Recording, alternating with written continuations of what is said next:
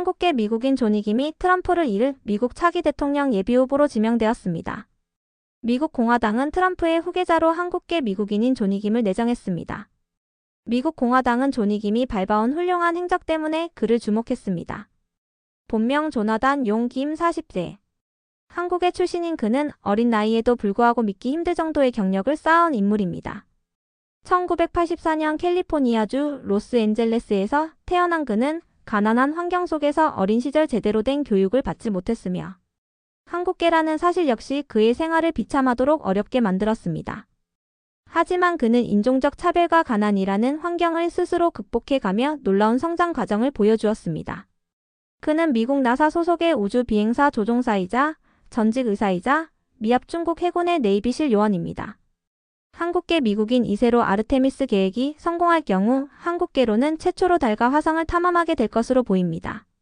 그는 미해군 특수작전 사령부의 우수한 성적으로 네이비실의 일원이 되었고 이라크에 2차례 파병되어 은성 무공문장과 동성 무공문장을 받는 공을 세웠습니다. 그는 이라크 근무지에서 동료의 죽음을 목격하면서 의무병의 한계를 느끼고 생명을 살리기 위해 의사가 되기로 결심했다고 합니다.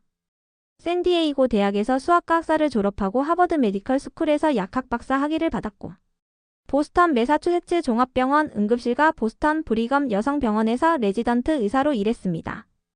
2017년 군의관으로 일하던 도중 의사 출신 우주비행사를 만났고 더욱 원대한 비전과 꿈을 갖게 됩니다.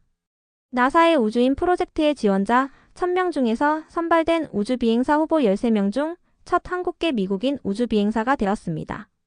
어마어마한 경쟁률이자 미국 백인들도 합격하지 못한 160대 1 경쟁률을 뚫고 최종 합격하였습니다.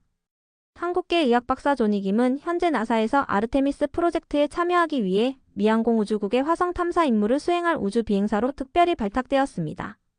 이번에 선발된 우주비행사분들은 나사가 아르테미스 계획을 발표한 이후 첫 졸업생입니다. 2년간의 기초 훈련을 끝낸 이들은 아르테미스 계획을 수행하기 전까지 나사 본부에서 근무할 예정입니다. 짐 브라이든 스틴 나사 국장은 11명의 우주인은 미국의 최고라면서 2020년은 미국 땅에서 미국 로켓에 탑승한 미국 우주인을 우주로 보내는 프로젝트를 다시 시작하는 원년이 될 것이라고 말했습니다. 달 탐사를 시작으로 2028년부터는 화성 탐사 등의 임무를 부여받게 됩니다. 이런 그의 경력은 미국 사회에 큰 울림을 주었습니다. 가난한 한국계 가정에서 태어나 아버지 없이 어머니 손에 홀로 키워진 그는 미국 최정예 특수부대원이자 하버드 의학박사, 우주비행사 등 한 사람이 한번 가져볼까 한 직업들을 갖고 있어 지상 최강의 사나이라는 별명을 얻을 정도였습니다. 이런 그가 정계에 진출할 수 있었던 이유는 나사 우주비행사 선정 때 존 김을 본 공화당 소속 테드 크루즈 상원 의원 덕분입니다.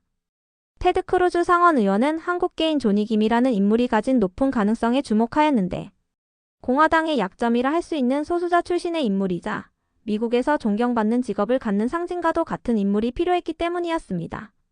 공화당의 적극적인 러브콜로 공화당의 제안을 받아들여 나사 아르테미스 계획을 완수한 뒤 정계에 진출해 한국계 이민자들과 소수자들을 위해 자신이 할 수 있는 것들을 해볼 것이라고 밝혔습니다. 테드 크루즈 상원의원은 그의 본격적인 합류에 기뻐하며 향후 공화당은 한국인들은 물론이고 소수자들을 위한 정책에 힘을 실 것이며 과거 아메리칸 드림을 이루기 위해 미국을 찾은 이주자들을 대화하는 모습을 보일 것이라고 밝혔습니다.